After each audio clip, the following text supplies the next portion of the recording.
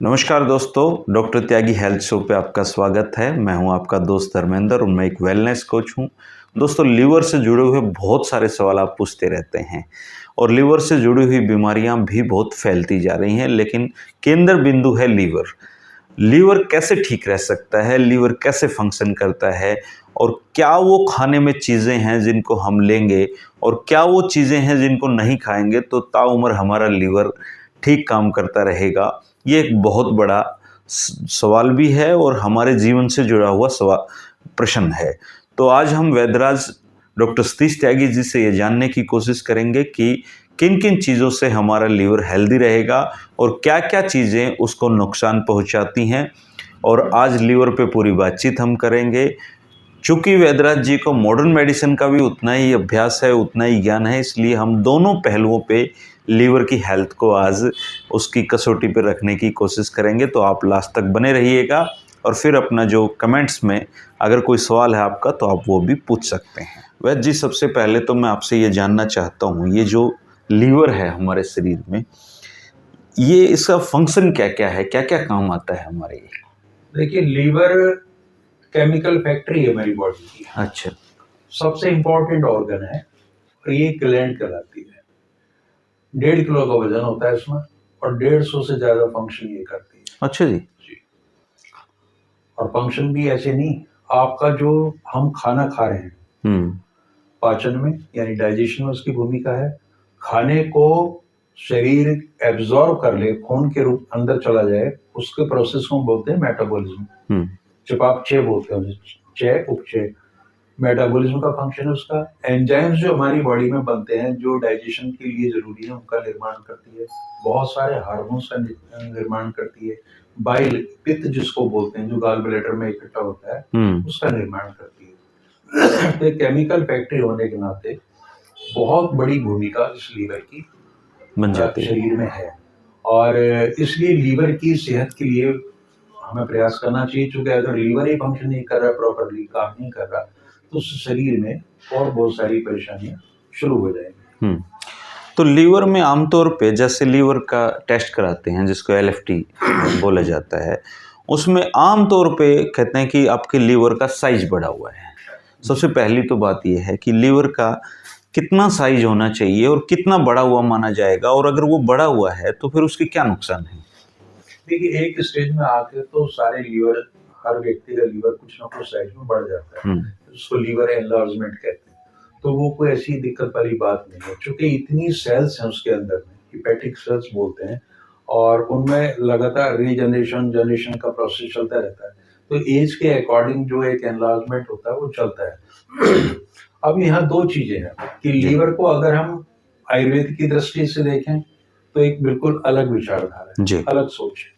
अगर modern medicine के हिसाब से देखें, मॉडर्न मेडिकल साइंस की, तो एक बिल्कुल अलग चीज है। तो पहले हम हल्की सी चर्चा मॉडर्न मेडिकल साइंस की कर लेते हैं जी। इसमें क्या होता है कि मेन आप देखेंगे, जो लीवर फंक्शन टेस्ट की बात की, आयुर्वेद में तो ये कल्पना थी नहीं जी। लीवर फंक्शन टेस्ट की ना, उसमें ये बिलोरुबिन का पता चलता था कितना था, ना SGOT ना SGPT, इस तरह की चीजें नहीं थी।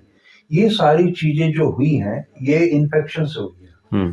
लीवर में जब भी कोई वायरस का इन्फेक्शन होगा या बैक्टीरिया का इन्फेक्शन होगा, तो इस तरह की चीजें होंगी। जो बीमारी होती है उसको बोलते हैं हेपेटाइटिस, जिगर पे, लीवर पे सूजन आ जाना। अच्छा जी। उसके लक्षण बिल्कुल अलग हैं।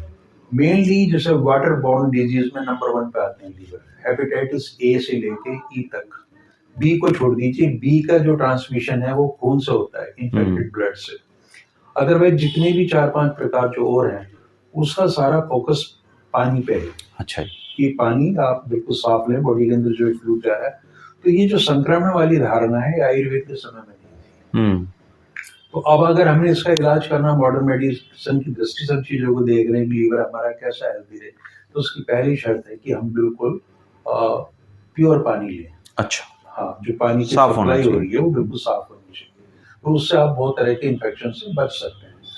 अब इस मॉडर्न मेडिसिन में आप जब जाएंगे, डॉक्टर के पास जाएंगे किसी भी चीज को लेके, जैसे लीवर सिरोसिस की धारणा भी आयुर्वेद में नहीं थी। अच्छा, नहीं थी फैटी लीवर के बारे में। लेकिन लीवर सिरोसिस का इलाज मोस्टली आयुर्वेदिक जितने भी डॉक्टर हैं वो इसका दावा करते हैं कि हम लीवर सिरोसिस ठीक है। ये मेडिकल कंडीशन है, अब ये होने लगी है, आयुर्वेद के समय में इतना उसका वो नहीं था, तो वो इलाज तो आयुर्वेदिक तरीके से करेंगे। आजकल क्या धर्मेंद्र जी, नया सिस्टम चला है कि मॉडर्न तरीके से अगर आपने बीमारी डायग्नोज कर ली पैथोलॉजिकली या रेडियोलॉजी के माध्यम से, और एक आपके दिमाग में आउटलाइन बन गया, तो आयुर्वेदिक फिजिशियन फिर उस मॉडर्न मेडिकल कंडीशन का इलाज आयुर्वेदिक दवाइयों से करते हैं, और तब वो इस तरह के दावे करते हैं कि लीवर सिरोसिस को ठीक कर देंगे या अन्य बीमारियों को कर देंगे। आयुर्वेद वाली बात हम बाद में करेंगे। तो इसमें जो सारा फोकस हमारा ये है कि हमारा फूड जो है वो कंटामिनेटेड ना हो, बिल्कुल साफ सुथरा हो,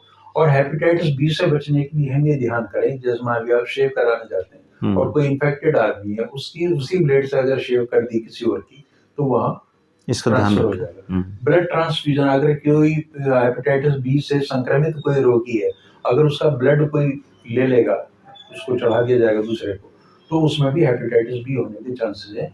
और हेपेटाइटिस बी मेनली फेटल है, मतलब इसमें बचने की संभावना बहुत कम होती है, इसीलिए इनके वैक्सीनेशन का प्रोसेस है। आयुर्वेद में तो वैक्सीनेशन की धारणा ही नहीं थी।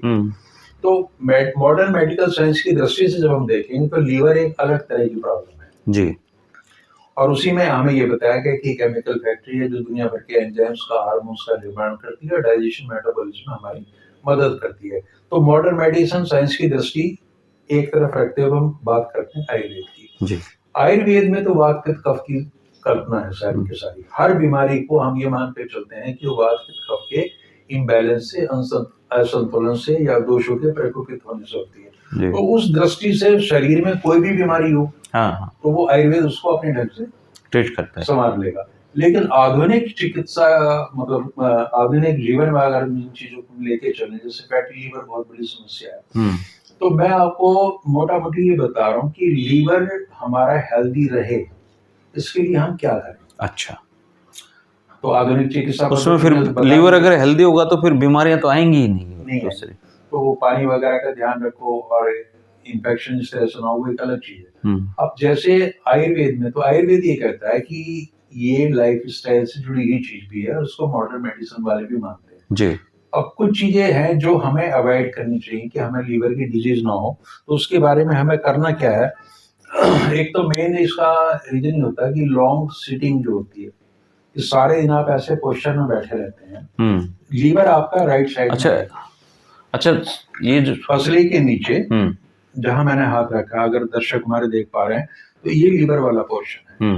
अब जब आप बैठेंगे इस तरीके से, तो सारे दिन उस पे प्रेशर रहेगा, दबाव बना। अच्छा, जिनकी लॉन्ग सिटिंग है, लॉन्ग सिटिंग वाले, तो लॉन्ग सिटिंग वालों के लिए एक सलाह ये है कि वो मान लिया 15-20 मिनट, आधा घंटा बैठे हैं, तो एक बार घूम फिर लें, थोड़ा सा इसको रिलैक्स कर। अच्छा, घूमना जरूरी है इसके लिए। दूसरा है ओवर ईटिंग, कि जब तक पहला खाना हमारा पच ना जाए ठीक से, तब तक हमें दूसरा खाना नहीं खाना चाहिए। ये नहीं है कि अभी हमने नाश्ता किया, उसके बाद में किसी ने हमें समोसे ऑफर कर दिए, खा लेते हैं जी हम, तो उसके बाद में कोई जलेबी ले आए मीठे के नाम पे, तो वो खा ली।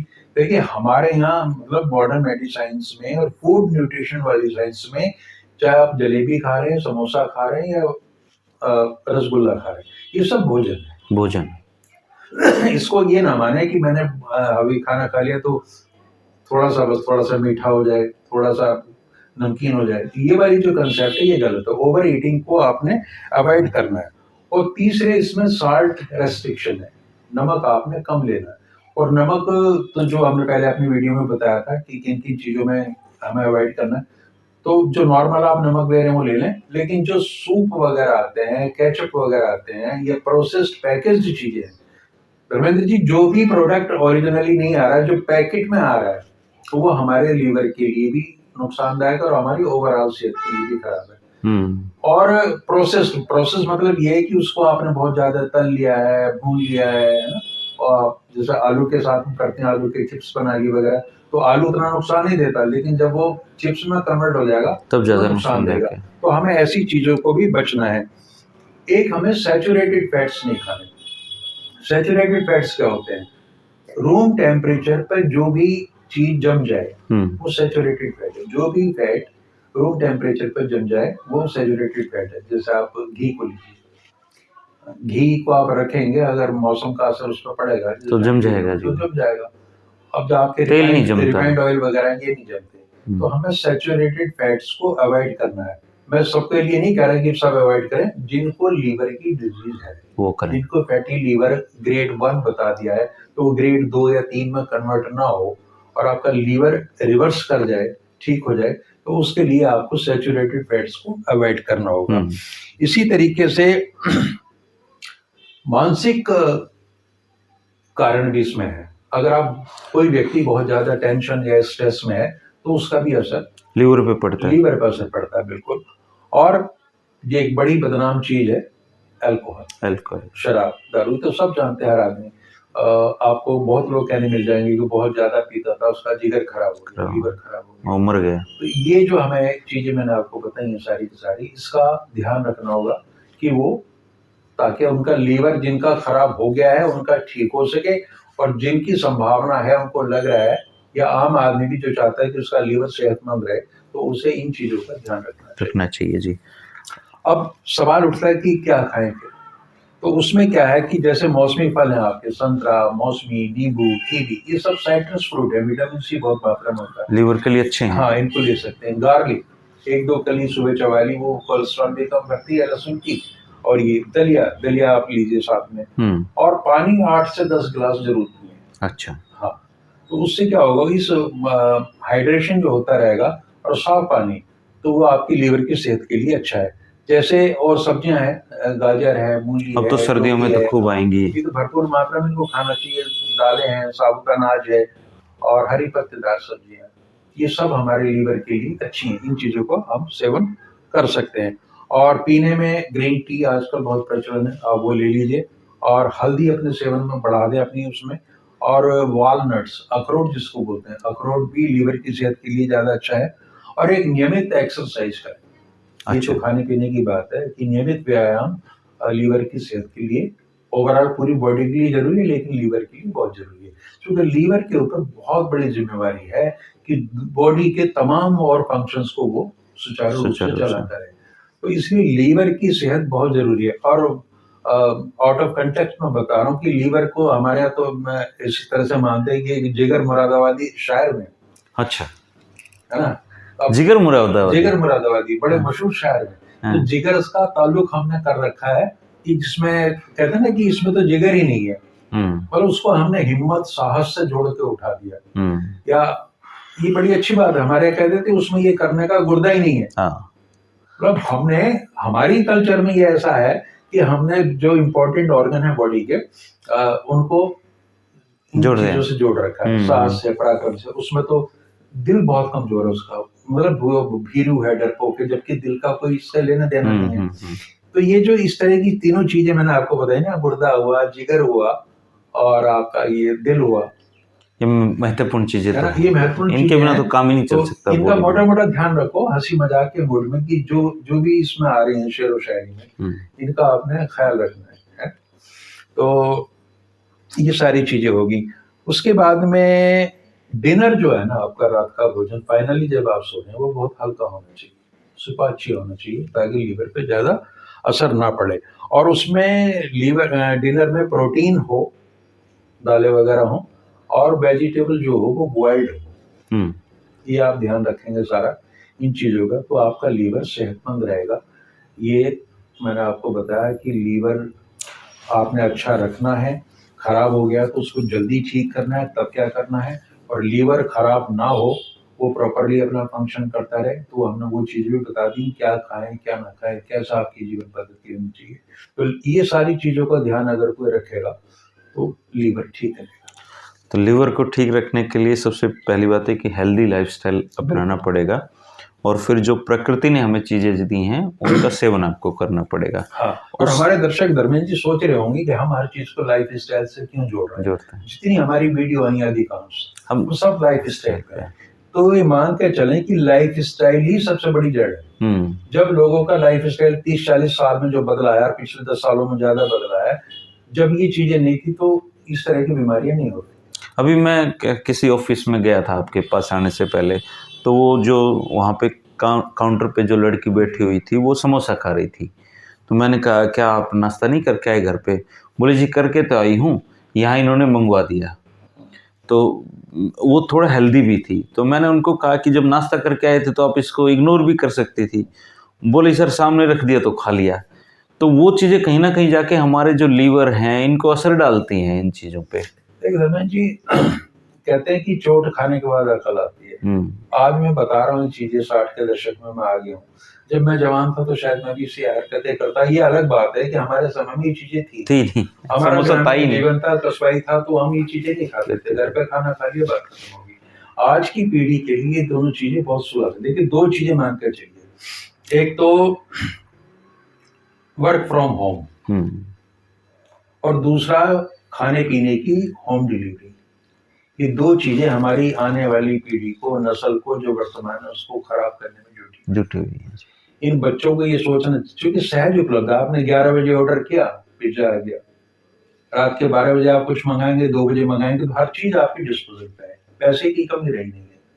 तो ये जो सुविधा मिली है हमें, ये हमारे जीवन को खराब करने वाली है। और वर्क फ्रॉम होम जैसे कंपनीज ने, अब तो कोरोना चला गया, उसके बाद भी इसको कंटिन्यू कर रहे हैं, अपने खर्चे कम करने के लिए वो वर्क फ्रॉम होम कर रही है। और जो बच्चा हमारे, आप देखना घर में जो वर्क फ्रॉम होम कर रहा है वो कितने स्ट्रेस में है, बार बार मीटिंग्स हो रही हैं, ये हो रहा है, रात को मीटिंग कर रहा है, तो वहीं पे वो सारी चीजें खाएगा उस तरह का।